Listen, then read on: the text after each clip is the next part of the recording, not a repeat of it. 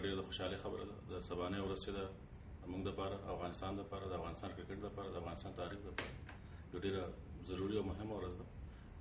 ولې چې د افغانستان مخکینی فیوچر چې کوم را روان دی، مستقبل چې را روان دی، په سبانۍ ورځ باندې زیات ډیپینډ کوي په کرکټ کې. ټیم چې دی ماشاءالله د ډېرو مشکل وختونو نه تېر شو.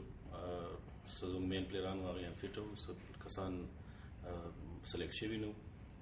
هغې نه باوجود چې څومره مشکلات نه باوجود چې دی ایز ا کوچ ما دپاره دا یو غټ چیلنج و چې ما هغه یو نوي ټیم چې دی هغه راشي، هغه د هغې بیټینګ بالینګ او فیلډینګ آرډرز چې دي او د هغې چې کوم کمبینیشن دی برابرولو.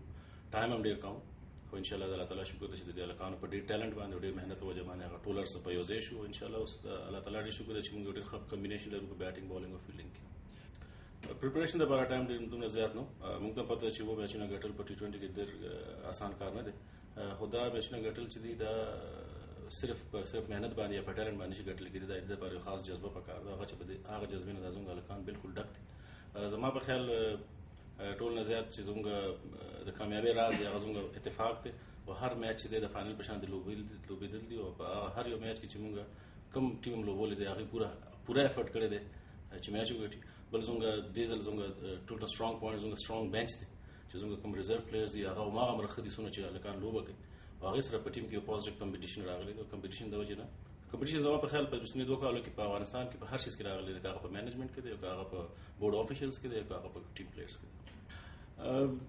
څنګه چې زه بار زما خپل وطن دی، زما خپل ملک دی، بهر چې زه تللی وم زما خپل څه مشکلات وو هغې د وجې نه تللی وم. او ډېر خلک چې هغه وطن نه بهر لاړ شي خپل مزدورۍ دپاره کار دپاره، خو وطن چې کله واپس راشي او فیل کېږي نه چې زه چېرته بهر تللی. دا زموږ وروریان دي، زموږ بچي دي چې زه کله هم راشم ما ته کله هم نه فیل کېږي چې زه چېرته بهر نه راغلی.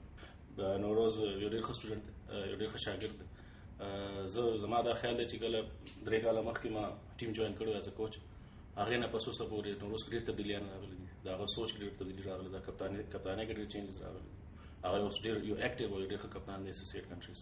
موږ ټول میچونه ډو او ډای سچویشن کې لوبولي دي. زموږ پهلی میسج دا و چې موږ هر یو میچ د فاینل په شان ټریټ کوو، که د نمیبیا سره وي یا که آیرلینډ سره وي یا کوم لوور لیول باندې کوم ټیم چې چاته لوور نه دی ویل پکار، خو چې کوم ټیمونه لاندې پاتې شوي دي برموډا او PNG وغیره، موږ هغې سره هماغومره ټف میچ کړی څونه چې موږ نمیبیا سره کړی دی یا آیرلینډ سره وکړو.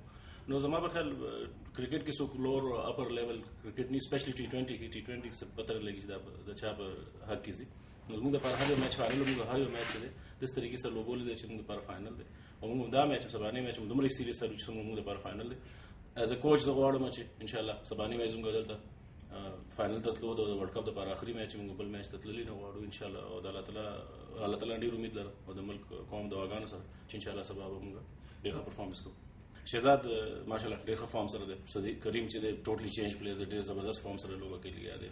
دولت زدران موږ ته یو ډېر ښه ریپلیسمنټ ملو شوی دی. دې کې موږ خپل ینګ پلیران چې دي هغه رول نه غواړو. زموږ چې دی عزت الله په پوره ټورنمنټ کې د موږ دپاره د حمید په شان دی په زوړ بال باندې بالینګ کړی دی. سمیلا شینواري سپین ډپارټمنټ سنبال کړی دی. همداسې ورسره چې دی زموږ سره نور هلکان دي، ینګ هلکان دي چې راغلي دي، خپل ځای کې پرفارمنس کړی دی. زما په خیال ټیک ده 3 کسان دي چې پرفارمنس کوي او د پرفارمنس ښکاري، خو اورال چې کوم زموږ د ټیم کامیابۍ راز دی چې کله هم چاته ټایم ملو شوی دی او د هغه ضرورت هغه راغلی دی، خپل جواب یې کړی دی او هغې د صحیح د وجې د ټیم میچ ګټلی دی. نو زه وایم چې اورال زه کله هم نه یم خوشحاله ایز ا کوچ چې زما یو یا 2 پلیران پرفارمنس کوي. هغه کوچ هر وخت خوشحالي چې هغه مختلف کسان مختلف میچونو کې پرفارمنس کوي. دا شوقي چې هر یو کس پرفارم کوي، هر یو کس چې د میچ ګټلو صلاحیت لري. موږ زړه کې زموږ د ټولو امیدونه دا دي، زړه کې موږ غواړو چې موږ پهله ټیم مو چې فاینل ته لاړ شو او سریلانکا ته خپل ټیکټونه بوک کړو، خو دننه به موږ کوشش هم دا وي چې موږ د دې میچ آرام سره وانلو. موږ چې دی ورسره پوره محنت وکړو.